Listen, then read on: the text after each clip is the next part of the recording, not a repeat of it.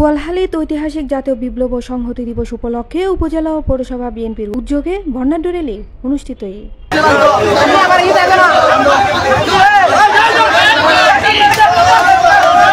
নভেম্বরের 8 তারিখ শনিবার বিএলএ উপজেলা বিএনপির সাবেক আহ্বায়ক হাজী ইসহাক চৌধুরী ও সদস্য সচিব হামিদুল হক মান্নানের নেতৃত্বে উপজেলার গোমদন্দি আদর্শ সরকারি প্রাথমিক বিদ্যালয়ের বর্ণাঢ্য র্যালিও বাইরেই উপজেলার প্রধান সড়ক প্রদক্ষিণ করে গোমদন্দি ফুলতল এলাকায় পথসভাত মিলিত হয়।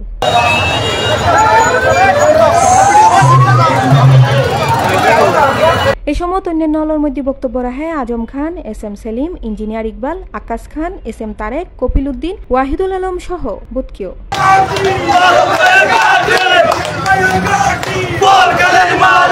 এছাড়াও র্যালিতে অংশগ্রহণ করে উপজেলা ও পৌর বিএনপির ও অঙ্গ সংগঠনের নেতাকর্মী।